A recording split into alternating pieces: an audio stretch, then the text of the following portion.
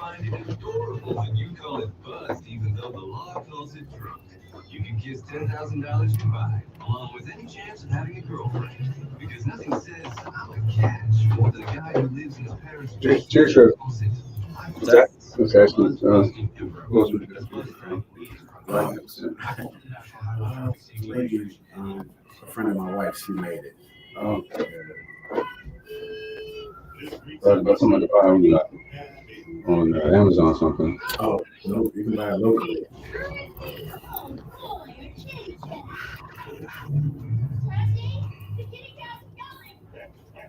All right, you all right, Kareem? Mm-hmm.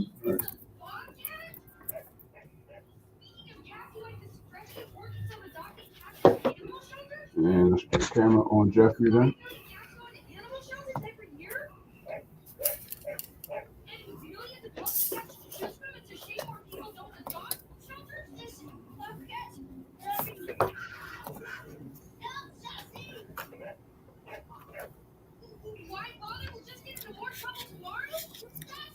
All right, stand by.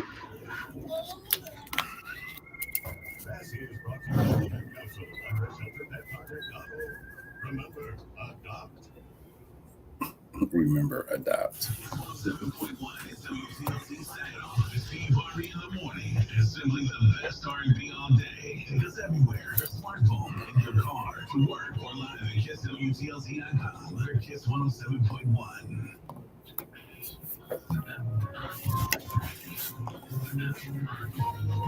Are you expecting your calls? You expecting your calls?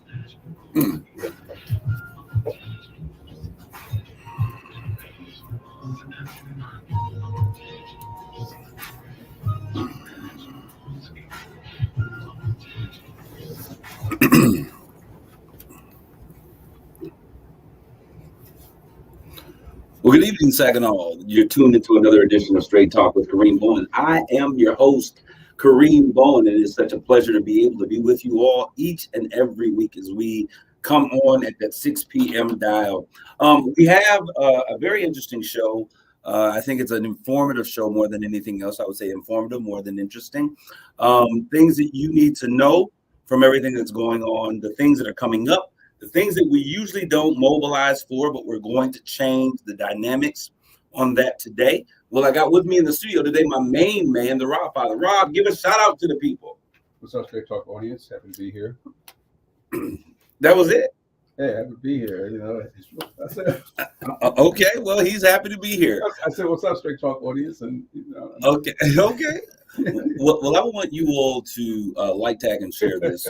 Get your friends, your family, and as we say, your play cousins, and everybody involved in this conversation, because this conversation really will be the foundation for a number of conversations that will probably be taking place over the course of the next years, because they will be impacting communities all throughout the city. And so it's important for you guys to know what's going on, what you have a right to, and what you can do to make great things happen in your community. Well, you know how we like to do. I like to talk about what's on my mind first. What's on my mind, and I've been thinking about this ever since our president had COVID. Sleepy Joe is not, I'm hoping that he comes through. He was tested positive for COVID, but they say that he's doing well. He's getting all of those treatments that you and I can never be able to afford. But he seems to be doing okay. But this brings to light my issue. We've got a 100-year-old man that's running for president again. The oldest man ever running for president ever. And then we've got a crazy man that we think is going to be running for president. And so what I want to say is that we have a leadership problem in our nation. What are we going to do about it? I don't even see us making any moves to position anyone else for these positions, for these two key positions in the nation. You know, it's funny. Cortez, she said she didn't say whether she would vote for him, but she says we'll wait to see who the nominee will be, and she'll make her decision then. You were talking about Alexandria Cortez. Yes, Ocasio, yes. AOC, and which I think is interesting because he was never her president anyway. You know, she didn't want him. But I'm looking at those of us who were here and we voted for a Biden-Harris ticket. What to do, what to do, what to do. That was never my first choice. It was kind of like the lesser of two evils. Let's throw it up in the air, and whichever one heads or tail. I said heads, and we got them.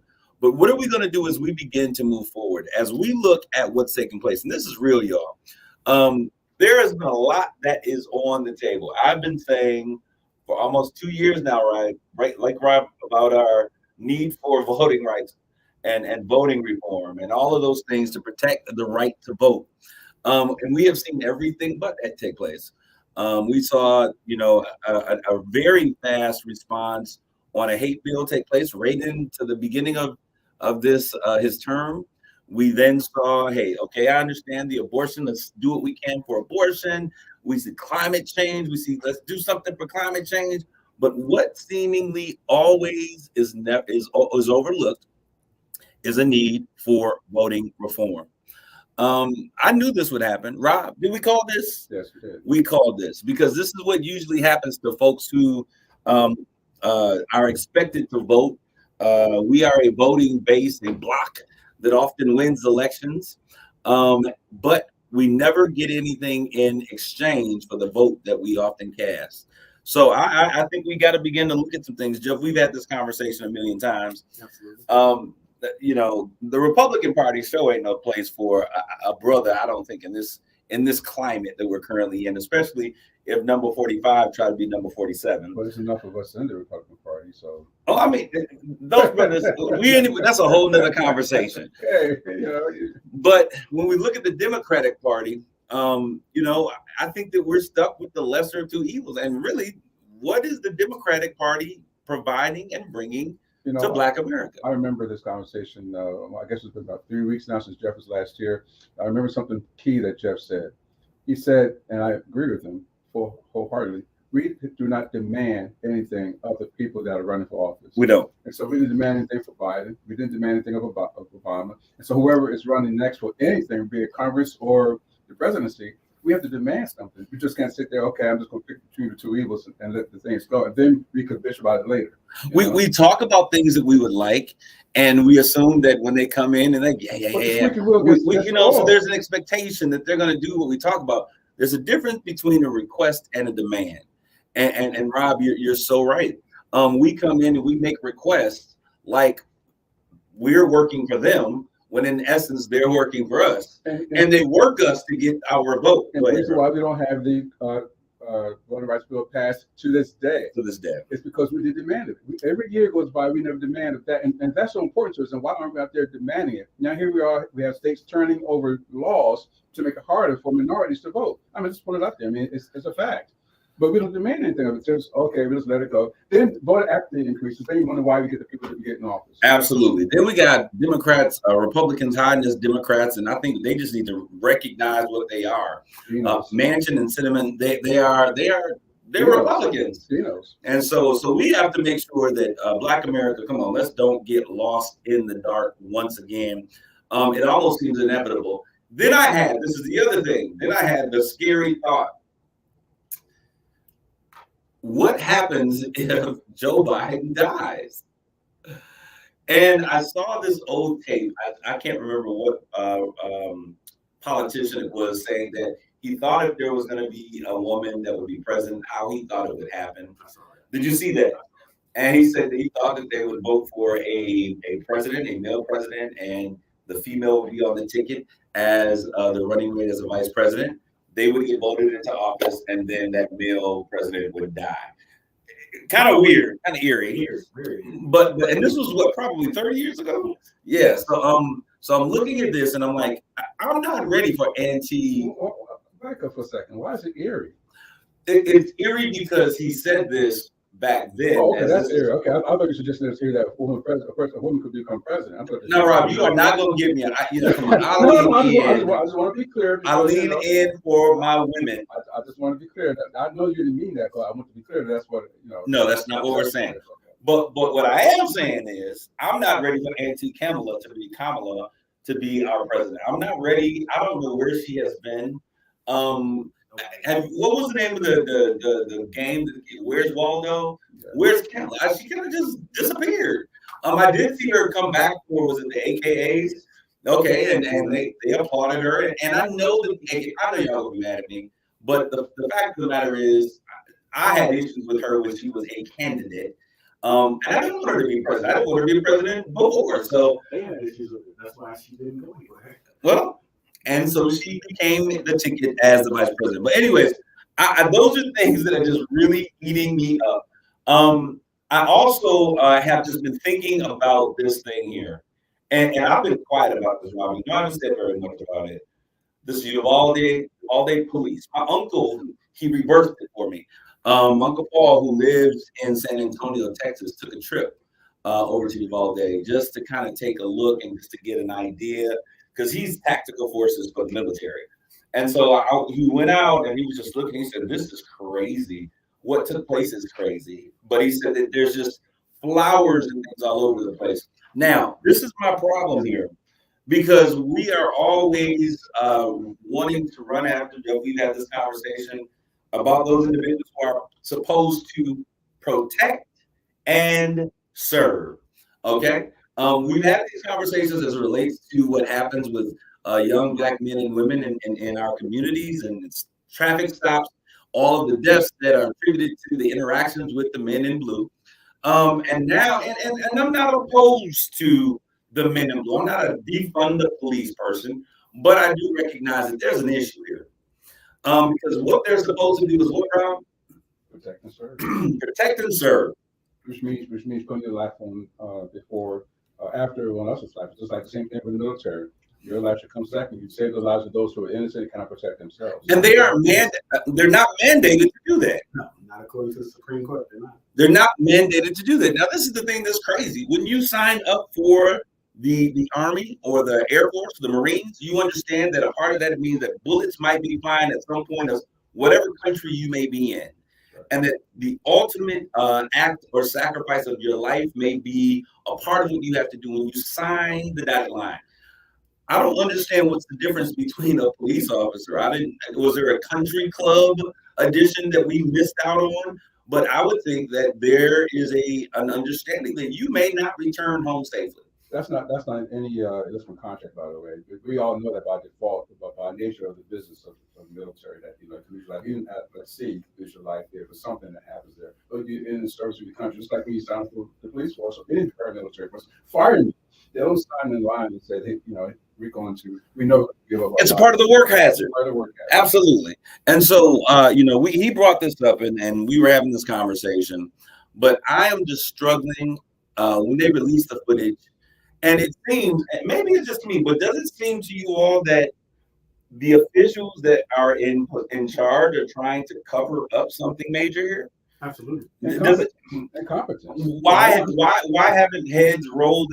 You told me take it easy, let them do the investigation, and I waited, Rob. I was in early because we didn't know all the facts. The facts come in mixed match all the way through. So it's just me that I like to wait for certain things to come out first before I make any particular adjustments or assessments. Well, we've seen the facts, Jack. Yeah, a lot of that's come out. We've seen the video. Yes. And looking and just seeing police officers, they knew how many people were in there. There was one man that was armed in there.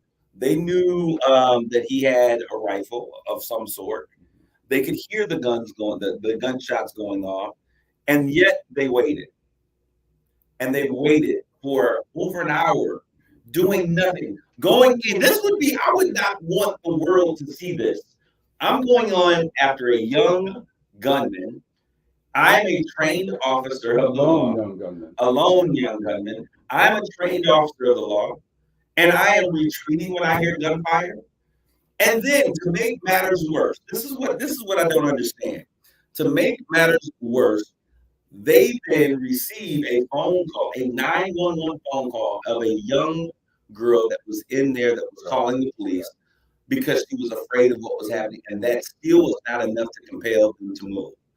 I don't know what kind of country we live in. I don't know what kind of responsibility we think that the men in blue are supposed to have. I just hope that anyone who is supposed to protect and serve would at least do half of what they're supposed to do and at least try to protect. Because this is horrendous. Heads should roll over this, and I hope that they fire everybody in charge. And I think to some degree, it is a dereliction of duty. Serious. And they should absolutely. I mean, these parents have not been able to get answers. They're still waiting to find out what was the final say on everything that's taking place. This is not cool. So I hope that you guys, those of you, if you're a man in blue and you're out there and you're doing your job, do your job. We call that military, we call that desertion. And it's a very serious charge under the Uniform Code of Military Justice for deserting your post in that sort of situation. The police officers have the same thing. The fire department have the same thing. I don't know what they call it there, but it's similar to desertion. You desert your post like that, or neglect your post like that. There's serious charges for that sort of thing. Rob, imagine a firefighter, a huge blaze. Let's say, multi-unit apartment complexes on fire. We had that on Gratiot Road a couple weeks ago. You hear kids and women yelling and screaming in this place, and you pull up because the fire's too hot and it's too dangerous. Which, okay, you have to take some caution and some care, but could you really stand there and hear those screams and those yells and not be compelled to do something? Some. I mean, you have a sense of human value of life. Now, even the stranger, the worst enemy is still going to, try to save him or her.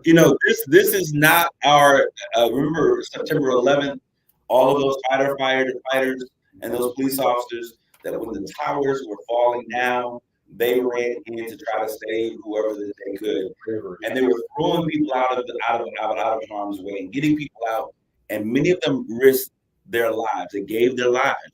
Some of them came out and they were amputees from being cut out of the debris. But when we think about people who we want serving in those key places, that's the kind of spirit that I want to see. I want someone who's willing to do the work. Gerald didn't walk up on, watch the words. She said those officers were cowards. Your words, not mine. I didn't say it. She said it. She's right. Okay. Well, Rob chimes in. And Jeff comes in with the third. I didn't say it. Y'all said it. But I tend to agree with what you're saying. The doesn't cover we call people cowards there. So, it's still your service. You can call them cowards. Oh, come on. It's a straight talk. I'm giving you straight notes. The reason I'm saying is because I think they're a bunch of cowards. And I think that they all should lose their jobs. And if anyone who else agrees with them in that matter, let them go too. Because this is not what I call protecting and serving. I'm done. I'm off my soapbox. I'm gonna take my woosah. Rob, let's take a commercial break and we'll be back with more Straight Talk. Listening to Straight Talk with Kareem Bowen on KISS 107.1.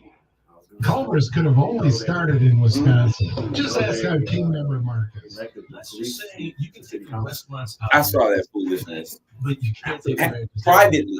Restaurants. They did it privately so that it wouldn't be a big brouhaha about it. The police. City council. I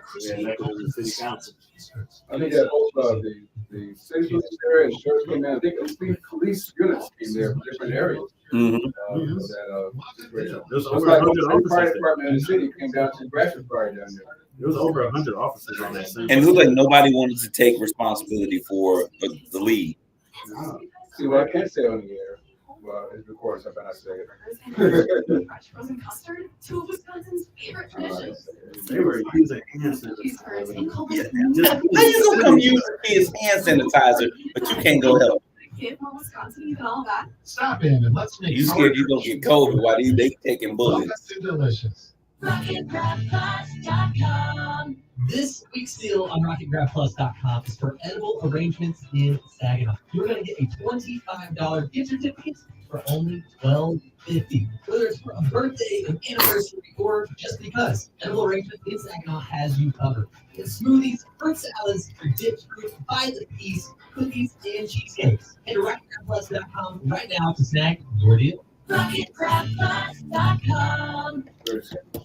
That one was nice and cold, Dre said. Savings on every subject with back to school items like select backpacks, 20% off. Buy one, get one, 40% off 5-star or Avery products. Coca-Cola products are $4.99 with Emperors, plus deposit where applicable. And McCafe or Donut Shop coffee K-Cups are 2 for $11 with Emperors. Don't forget, enjoy the same low Meijer prices no matter how you shop, in-store or online. Get more for your money at Meijer. Exclusions apply. See all the deals in the Meijer app.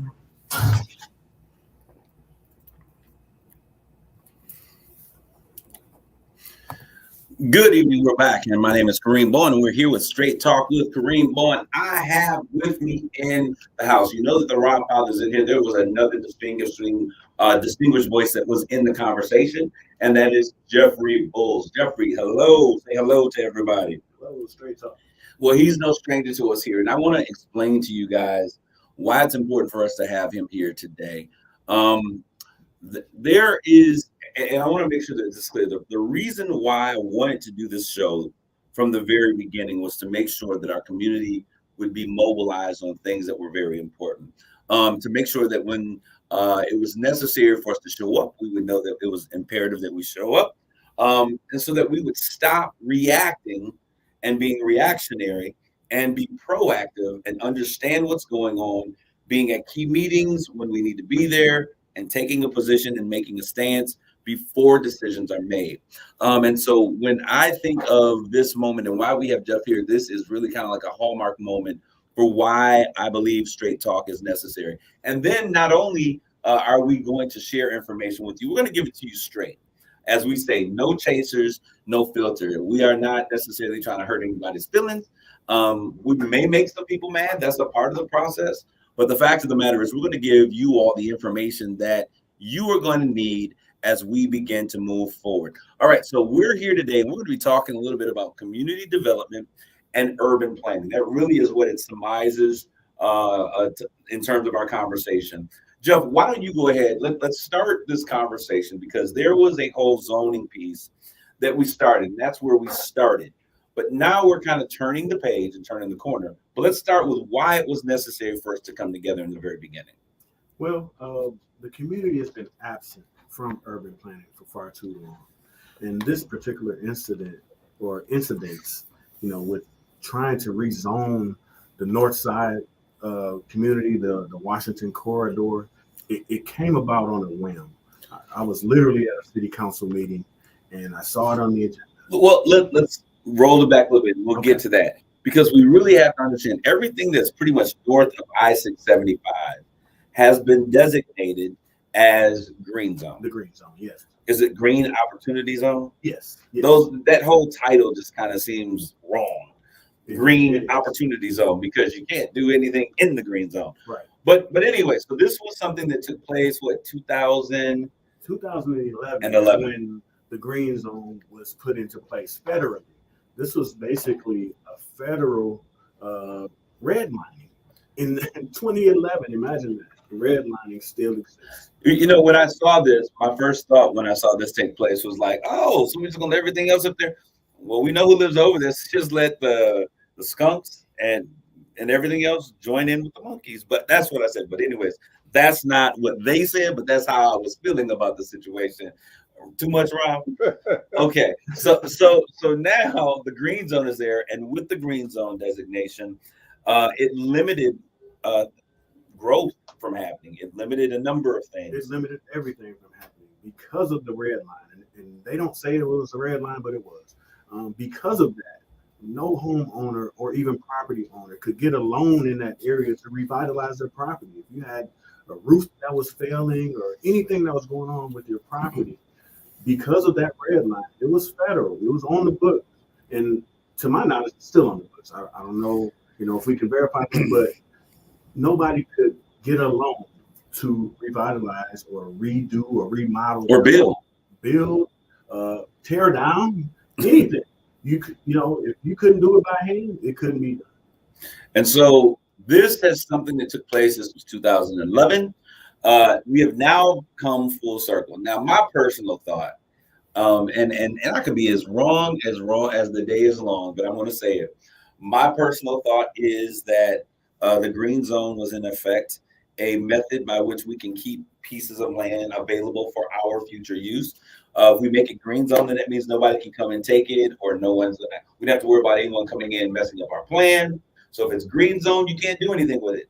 And so we'll make it green zone. And then when we get ready to utilize this for the purpose that we see fit, we're going to take away the green zone designation, thereby being able to do what we had in plan for our master future plan as it goes. Now, I may be 1,000% wrong, but I really don't think so. I don't think so. All right. So now there was a change. So I believe currently, based upon what members of the planning commission have said, that the designation as a green zone is not technically there anymore. They say it's gone, and because of that, now they want to rezone it industrial. And so that brings us to where you were in the city council meeting, and what's absolutely. So I saw that coming down the pipe, and I was literally sitting in the meeting, looking over the agenda, and I saw it buried in there, and it just struck me as wrong, and I felt like we needed to do something. So that's when I reached out to you, and we decided to bring in the community, because more than anything, the community needs to know what's going on. And I just knew, had a good feeling that if somebody that goes to every council meeting, if I didn't know about it, I knew the people didn't know about it, but we needed to verify it. So bring in the community and ask them the questions. And of course, none of the homeowners in that area knew anything about it. And so the parcel of land that we're looking at is from Roosevelt Austin, Second Street. Old Second Street. Yeah. All the way to 10th. First Ward's back door, which is North 10th. Yep. And that would be from Washington to Farwell, I think is the other street. Yes. Okay, so that is a piece of land. And there was a vote that took place to rezone this land. A vote came up, but because of our public pressure, I'll just say that, in our meetings, I think it kind of shook up things. And to their credit, city council thought better of it and said, we'll table this for now. And so we counted that as a win. Yeah, and I think that what I loved about this, and this is kudos to those individuals that were elected, and I want to make sure that we celebrate them in this moment, because what they did is they listened to what those individuals in the community were saying. Absolutely. And they said, listen, we've heard what you have said, and they went according to this. We knew that a part of this whole piece, once this was voted down, and this is the thing, I'm all for growth in the community, because there's some other things that we'll need to talk about. We need to talk about the last EPA report that was out there that was paid for, I would imagine, by the city or the city commission in 2013. And so it's something that we paid, and so they came up with a number of findings and things that they were saying should be done. Yes. And so I think that those things are important. So we're not trying to stop progress in the city of Saginaw, as opposed, as you may hear from individuals. I think that it's important that we have growth. I think that there needs to be a tax base there. We've talked about that before. We're talking about housing and affordable housing. All those things are important, but we still have to keep in mind. Now, we're not talking about the stretch of land that where General Motors was across Washington. We're talking to the stretch of land that had traditionally been residential land. Absolutely. Okay, so you go to this meeting, you hear that this is coming up, we get the community involved, and I need you all to understand this. This is not a Jeff Bulls and Kareem Bowen show. It's not a Pastor Kerr Romero show. This is really the citizens and the key stakeholders in that area that have come together. And over the past, would you say 6 months or so? Yes, about 6 months. Okay, we have been meeting in different locations and really have been able to get pretty much all of the residents that live there, and other individuals who own land and stakeholders in First Ward, and other people that are in the surrounding areas, which are still a part of the green zone, that have an interest in what's going on. So let's talk about what we've been doing in that process, and then we'll get to what's really going to be urgent for our listeners to engage in. Absolutely. So we turn the page. We're like, hey, we got the vote stopped. Now, you turn to the other side of the coin. What does the community want for itself?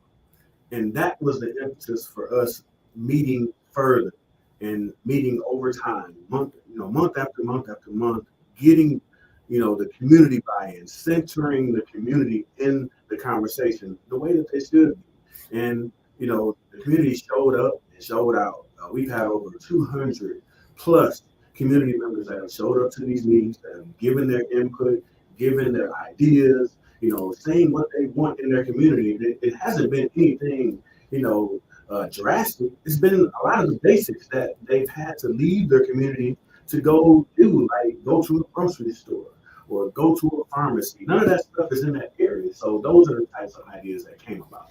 Well, what I think is also important, and I'm going to bring up that EPA report, Yes. because as we were reading through that report, it says that one of the recommendations was that they would get with the community and find out what the community saw as their needs and the things that they desired to have in that community before doing anything or changing any zoning in that particular area.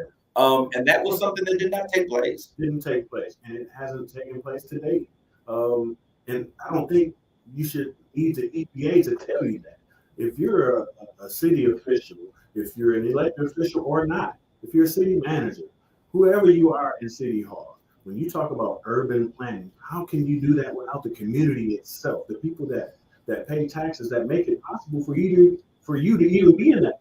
Jeff, what do you say to someone who would say, okay, you don't want this, how are you going to fund what it is that you're doing? I say you still have to center the community.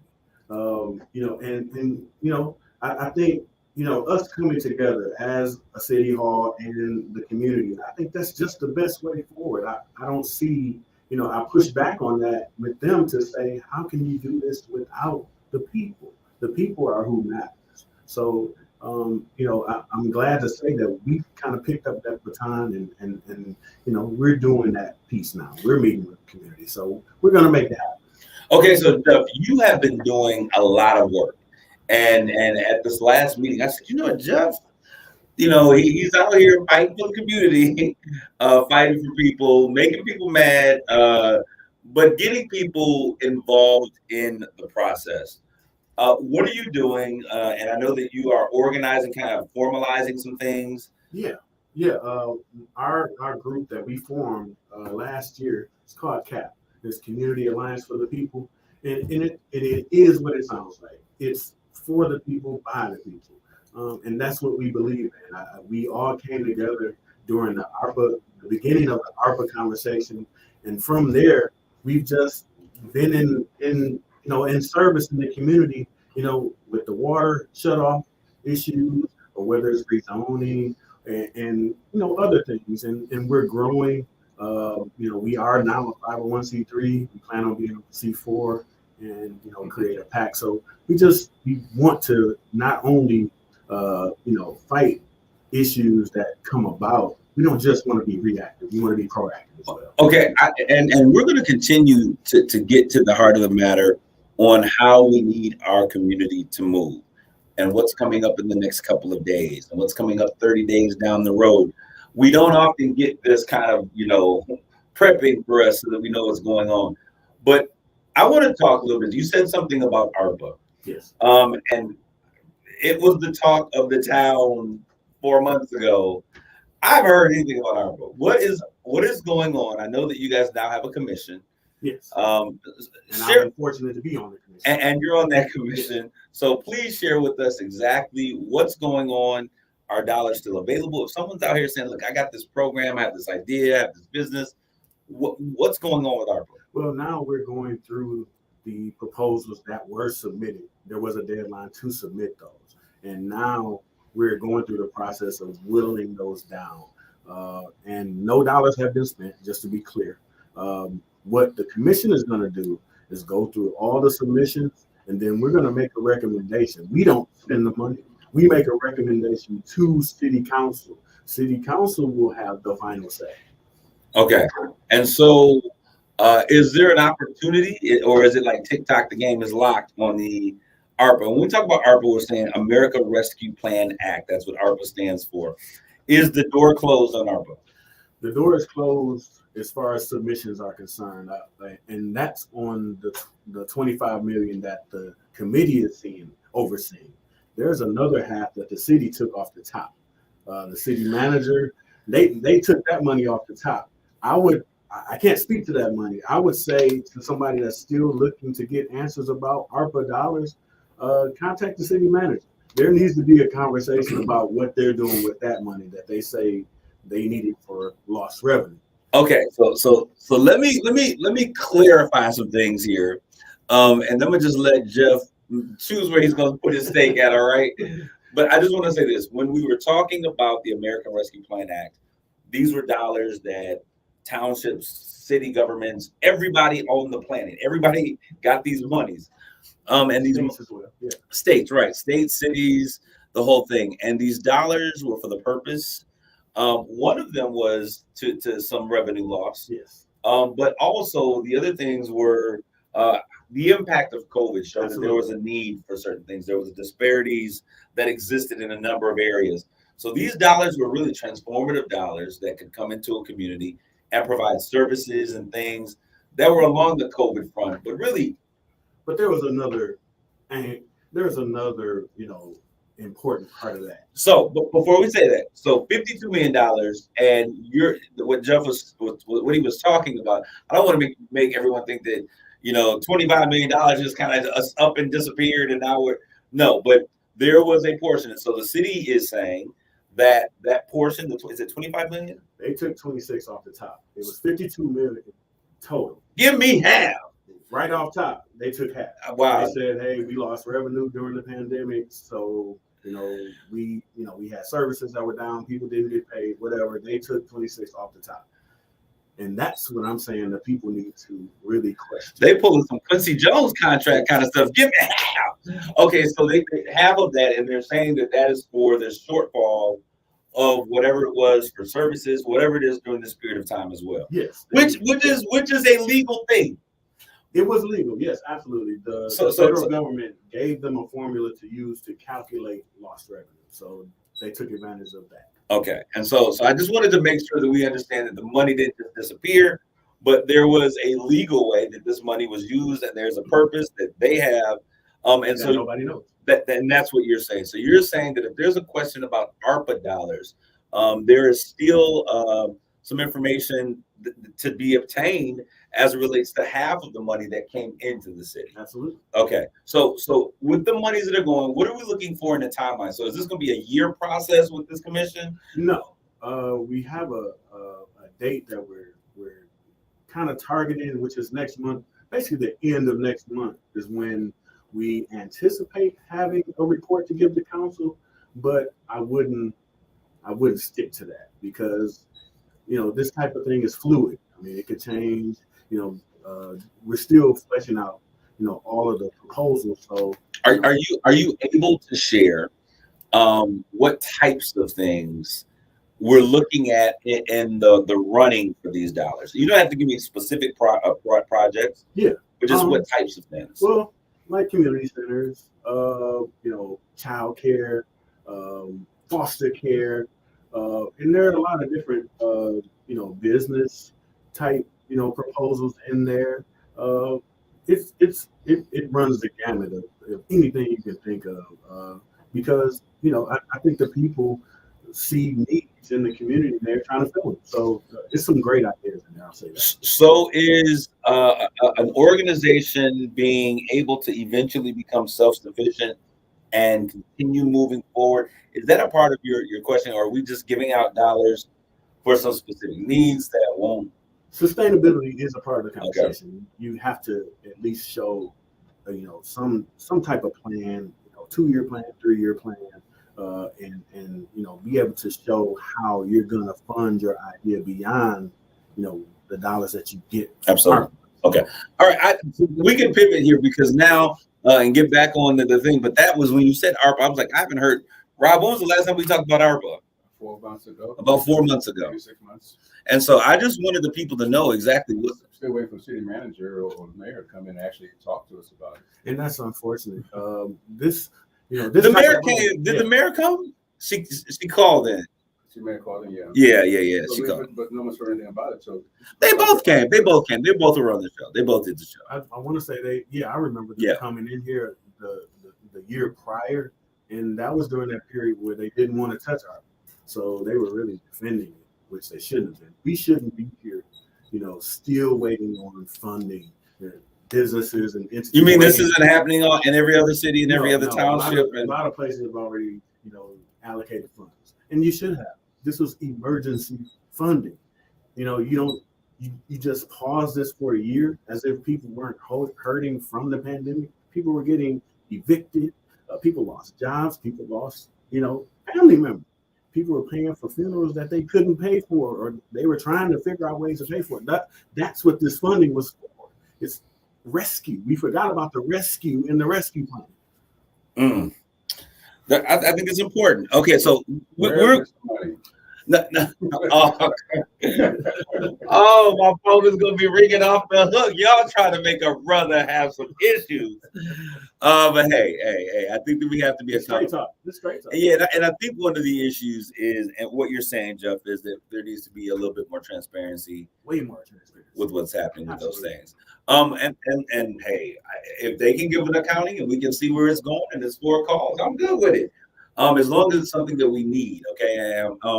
But I want to get back to today is the 24th. Tomorrow, what's happening tomorrow? We've been working feverishly. You and Pastor Kareem Bowen have come through the rescue and put together.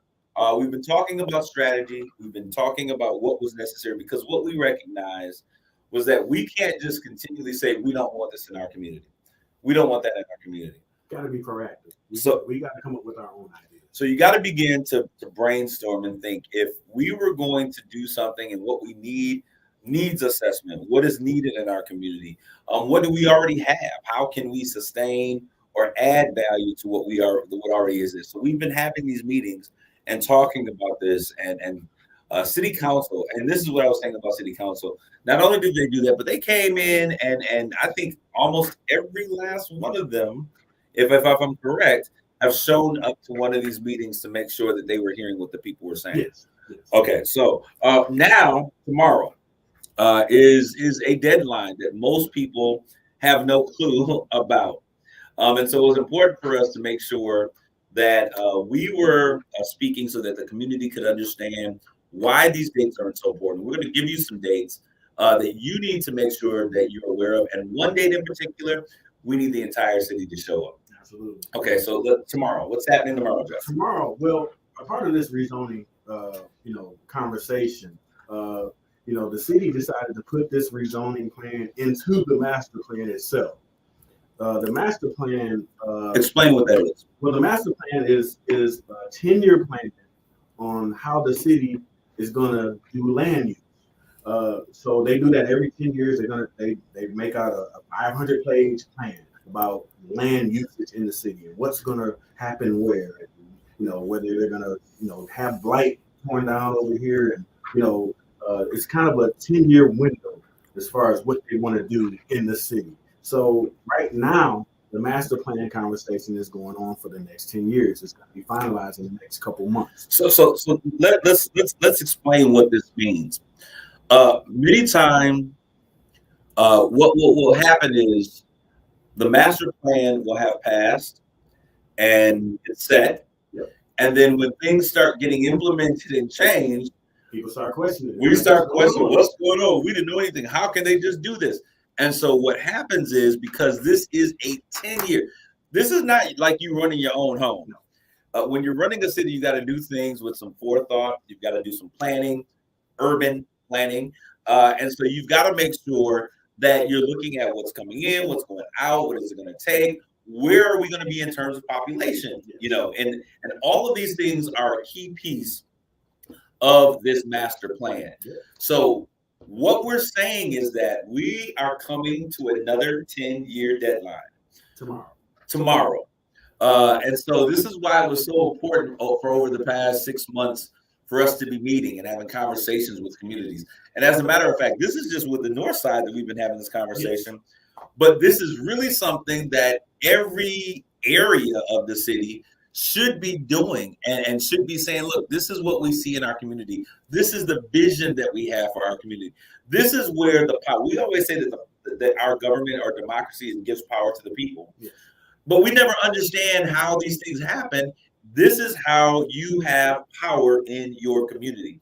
When you get community citizens together, you get your neighborhoods, your blocks, and all of those things together. And we need this. We need lights here. We need this. We see this happening here. And you take those things and you take them to your elected officials. And you say, hey, this is what we see in our community. Now you are put the onus on them to either pay attention to what the citizens are saying that they need, or to come up with a plan that they think would be sufficient for the community.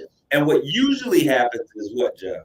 The master plan conversation is done with. So when you complain and the master plan conversation is already over, all they say is, hey, we had a process and we had a time period where you could have put your ideas in, but you didn't, and too bad, and so sad. So this is where we're gonna have a real straight talk conversation, because this is an opportunity, and I was not aware that this is how the plan operated. And even with we were complaining. Honestly, we're like, hey, we didn't know anything. And they were like, hey, we sent out postcards. We're like, what? That's not sufficient. But the reality of it is that is consistent with what they do to give notification. It is. And it needs to be revisited. And I don't think you can't change it for one community just because this community doesn't respond this way. So what I'm saying, my people, my family, my village, the elders, what I'm saying is that we have to break a cycle. Yes. We've got to break a cycle of being absent, of not being involved, about being reactionary. And so this is your opportunity. I mean, and it's kind of sad that the entire community, the east side, the south side, everyone should have been kind of getting together in their community to do this stuff, because what happens after tomorrow, because if tomorrow, the 25th, was the final date if you were interested in putting in a submission to make any edits, suggestions to the master plan. It takes place tomorrow. Yes. How many of you all that are out there in the community knew that this was a thing? How many of you knew that there was a master plan? Some people don't even know there's a master plan. You just think that city council and everybody knows what they do and just make it happen. But there was a master plan. But how many of you knew that this was the process by which you were able to effectuate change in your community? I suspect not many. Not many people. And so this is our opportunity to educate and to empower our community by giving them this information. And to be honest, civic officials should want you to know this. They should, because that's the problem. In a democracy, when you come in, when everyone is activated and involved, is when it is its most powerful. But what has happened is certain powers that be, and I'm not even talking about city council and the mayor at this point, because they come and they go. The powers that be see, and if you look at who's running our city, the powers that be have a plan in place, and so it is more efficient for them to do business if they could keep you citizens out of the business for the plan that they have in place. You understand what I'm saying? So I need you guys to understand this. It's time to mobilize. It's time to get involved. It's time to step off the bench, off the sideline, and get in the game. So tomorrow is the deadline for any submissions to be given to the City Planning Commission. Yeah, it's a portal that's actually on the city's website that you can go and submit any ideas you may have for the master plan. And that portal closes, I believe, by close of business tomorrow, which is probably 5 p.m. Yeah. This is something we asked for already. We started last year. I mean, we had shows on this. Joyce has had a show about it. You had the information. No, this is the thing. The process has always been the process. Right. But no one has been here to educate the community on the process. And so, I always say knowledge is power. And if knowledge is power, ignorance is dangerous. So that the powers that be in our community have been able to do what they want to because we don't understand the process. And we don't ask the right questions or ask questions, period. Absolutely. And what you can learn a lot just by showing up to your city council meeting. Yes. The city council meetings happen on a regular basis. The city planning commission meets on a regular basis. And check this out. If you don't want to go to the meeting in person, all of these meetings are recorded and they're online. They're on YouTube. You don't have to be on social media to get them. You go to YouTube and watch these meetings, and it's important for you to know what's going on, because once they say yes and Dr. Dallas hits the gavel, it's off their docket. So we've got to make sure that we are being involved, informed, and engaged in this process. So that is tomorrow. So if you got suggestions, you got about what? I know. About 20 hours. about 20 hours to make it happen. And you can go to the City Planning Commission's website. Well, you go to the City of Saginaw Saginaw. website, and then there's a drop-down menu, and you can go to Planning Commission. I want to say they even have something on the main page about it, so you might be able to even have a shortcut to go right to the master plan. Bobby DeLeon, thank you for your comment. The Hispanic American Coalition here.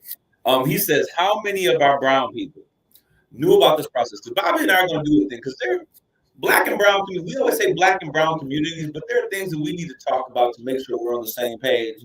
So that when we say Black or brown communities, we're addressing issues and know where we stand with those things. But he said, how many of our brown people knew about this process? We have not been invited to the table or given any information. And guess what? If you don't have the information, ain't nobody gonna try to give it to you. Nope. Knowledge is power. We just said that. All right. But what's important is this. I always say, we talk about this. If you are in a community of color, and I'll use that term, if you're in a Black or brown community, nobody's coming into your community with an S and a chest and a K to save you. It just ain't happening. So we have a responsibility, each of us, to learn the process, to get involved with the process. Dr. Pugh is here. She shares information about the process. Yes. She's coming up with she's running for the Board of Education again. So you got to understand the process. And when you begin to get informed of that process, we have to do something that we never do, share information. Please share. We have to learn to share this information. Now, Mr. DeLeon, the reason I wanted to make that point was because we have to now become investigative in the process. Since we see that nobody's going to come and tell us how it works, I mean, I'm learning this, like, we got to figure out how this operates so that we can tell people what's going on. Since nobody is going to come and give you a handbook on how this operates, we now, those of us who have the wherewithal to do so, and I thank you, Jeff, with the work that you're doing, we have to engage ourselves in the process. We've got to learn the process so that we can take that information back to the village. Yes. Okay, so that is tomorrow. There are some other dates that are coming up. Is it this Tuesday? This Tuesday, as far as the Planning Commission? Yes. Yes, I believe, yes. That's the regular Planning Commission. They meet the last Tuesday of every month. Yes. 6 p.m., City Hall, second floor, and council chambers. Whatever ideas were submitted, I believe they're going to basically put them into the conversation. And then those people are going to have the opportunity on August 23rd to present their idea in totality. They'll be able to present their whole plan and give a broader picture of what their ideas are. Okay, so let's break this down. I want to make sure that we all understand what's getting ready to happen. So on the north side of Saginaw, we understand an area, a part of the community which has been totally, I was going to say disenfranchised, excommunicated from the city of Saginaw. I mean, it has been in a position when General Motors left, so did their concerns with what was happening over there because their tax base was gone. So let's make it, the North Saginaw Zoo and just let it go back to the green zone. There's another piece of that too, though. They did that because there was blight money attached to that. Absolutely. They made it the green zone. They could get this pot of money absolutely down. And that's important. Yes. And that's important. So that is taking place. So now we are at the stage that 10-year master plan that we're working on is here.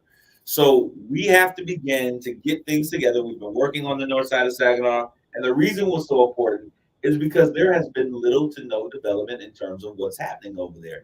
There are services. If any part of our community is lacking services, it's that part. When General Motors left, so did the restaurants, so did the mom and pop stores. We got stores that are hanging on by threads after they left because the community was decimated. But what we're trying to say is, so now that we put in together these suggestions, give an idea of some of the things that we're suggesting. They're not like crazy things. They're not crazy ideas. I mean, people, the main thing I think people, kept saying over and over again, a grocery store. You got a huge food desert in that area. So grocery stores, laundromats, pharmacies, maybe a bank or a banking branch. Or a drive-through. Gas station. I mean, you think about that area, there's no gas station in it. They have to go in either direction at least 4 or 5 miles to get to a gas station. I couldn't imagine, and I live adjacent to that area, and it's, I'm blessed to have a vehicle. A lot of people in that area don't have a vehicle, so imagine, needing food, needing some types of services, going to pay a bill. Yeah. You don't even have a bill paying, place in the neighborhood that you can walk to and pay your bill. You gotta find a way across town to pay your bill. Yeah. So this is coming up. So what's going to happen is once this is given, we made the submission. The submission goes in now. They'll look at it. I guess they'll address it on the 23rd of August. Mark your calendars. Yes. August the 23rd. My dear hearts, my people, my brothers, elders, all y'all, play cousins, family, friends, everybody that's out there. On August the 23rd, this is the big day that we need the community to show up. And the reason we need you to show up, and people are like, we don't need all those people. No. There is power in numbers. There is power in unity. And so as, we have people that are going to be selected to talk and to support. As we said, we have hundreds of people that have been a part of these meetings and this process. So one person is not standing by themselves, but they're standing with the power and the unity of those people from the city, from the community. So we want you to pack out City Hall for that meeting. So when we go in there and those individuals who are talking, and I know Jeff will be one of those individuals. There are a number of people who have been a part of this process. I see Dr. Pugh is on here. She has been a part of that process. I think as they go in and they articulate our stance and why we feel that we need this opportunity to share in the planning of what takes place. Having that place packed out, I'm gonna tell you, if you've ever seen Lean on Me, or if you didn't see Lean on Me, go see Lean on Me, because when all of those kids showed up at the jail, they made a statement, and we never take the momentum of our unity to the right places. Right. We take it to a protest or to a march, but let's take it to our city officials and say, listen, we're not asking, but we're demanding that we be a part of this process. And this is what it really boils down to. Jeff, what else do we need? August 23rd. August 23rd, 6 p.m., City Hall, second floor, council chambers. Please come out. Please come out and support, this group. We're a community group. We're speaking for you. We're not speaking for ourselves. We're speaking for you. We're speaking for the whole community that, we don't want more industry in our community. And that's key. I think a lot of people will say, well, what was the problem? Well, they wanted to rezone this industrial. And the people in that community said no. And we want you all to come out and support the people in that neighborhood that don't want industrial in their community. They want this plan that we're going to present. And I think it's important for us to say that as we started looking through what was presented and the finding of the EPA, the things that we're presenting are kind of like the same things that report is suggesting. We just continue that work. That's all we did. And so the work was never done. That portion of it was never completed. And so we didn't get paid for it, but we went in and the report said, get an understanding of what the community wanted. That was a gap that had not been fulfilled. So we did the work.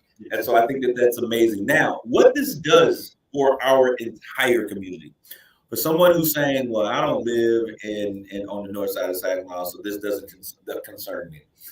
If the north side of Saginaw is able to effectuate change in their community, what do you think that says for the east side of Saginaw? That's saying y'all can do it too. What does it mean for the south side of Saginaw? Y'all can do it too. And so we begin to create a pattern that we can make change happen effectively when we unify and come together and make great things happen. Joe, someone who wants more information on how they can get involved, on how they can be a part of what's happening, taking place, who should they contact and who should they call? You can reach out to me. I'm on Facebook. I'm on Twitter. I'm on Instagram.